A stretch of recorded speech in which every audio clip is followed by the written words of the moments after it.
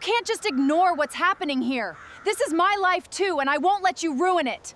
Do you even hear me? I hear you loud and clear. This is a direct violation. I need to see your permits for all of this right now. No, you don't. Before leaving, I made sure the garage was locked and everything was exactly where it belonged. I had expensive tools inside, along with years of equipment I had collected myself. Then I got in my truck and headed down the road. What I didn't know was that the HOA president had been watching.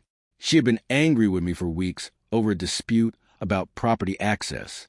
And the moment she saw me leave, she apparently saw an opportunity. I had barely been gone when she made her move. But something happened during my trip that made me turn around much sooner than planned. And that decision changed everything. At the store, I realized I had forgotten an important document back in my workshop. Instead of continuing with my errands, I decided to drive straight home. I figured I'd lose maybe 10 minutes. I had no idea that returning early would put me in the middle of something unbelievable. As I drove back, everything looked completely normal from the road. But the closer I got to my property, the more suspicious things became. I didn't drive straight in. Instead, I stopped where the trees gave me a clear view of the garage without making me obvious. What I saw next made my stomach drop. 2 men were gathered around my locked garage door. They weren't delivering anything, and they clearly weren't there by mistake. Meanwhile, HOA Karen stood nearby acting like she was in charge. I immediately started recording. After all the arguments I'd had with the HOA, I wasn't about to walk into that situation without proof. And within seconds, the recording captured exactly why I had come back. The crew gained access to my garage without my permission. HOA Karen waved her paperwork around, as if a few pages gave her authority over my private property. But I knew something she apparently didn't. Inside that garage was equipment worth far more than she probably realized. More importantly, the building and the land beneath it were completely outside HOA control. She had been told that before. Months earlier, I had already checked every boundary, restriction, and recorded document. My workshop sat on land I personally owned outside the HOA's jurisdiction. That fact was about to become very important. She appeared to be telling the crew that the property was subject to HOA enforcement, but even the workers looked unsure as they moved around inside. Her confidence was beginning to look more like desperation. That was when I finally stepped out of my truck. I didn't yell, and I didn't rush toward anyone. I simply asked one question.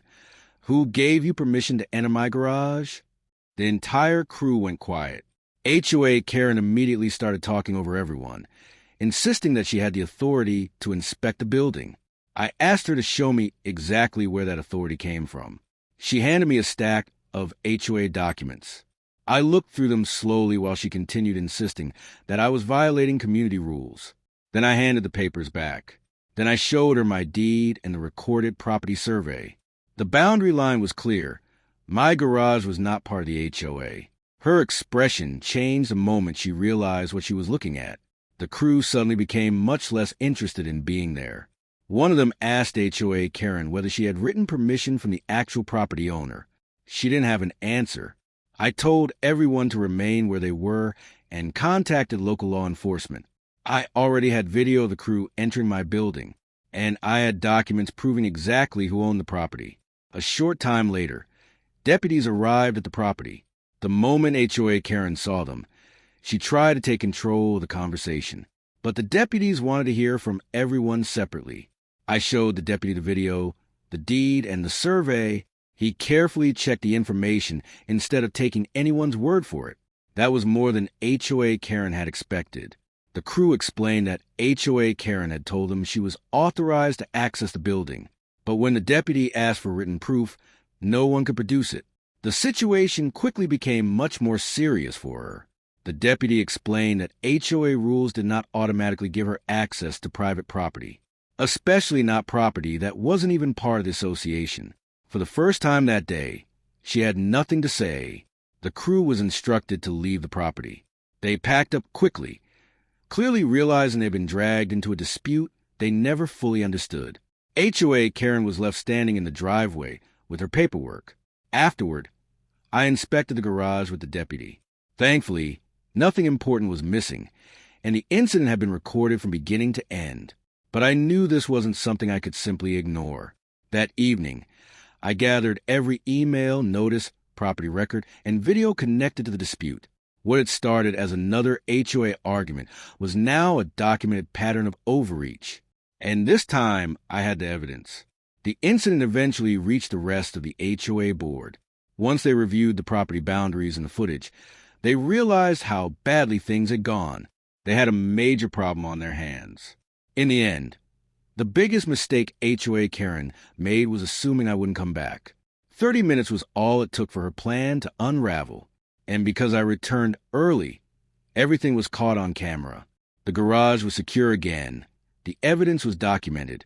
And the truth was finally impossible to ignore. Sometimes the best thing you can do is stay calm, know your rights, and let the facts speak for themselves. And that day, 30 unexpected minutes made all the difference. If you enjoyed this HOA story, please subscribe, and let me know in the comments. Where are you watching from?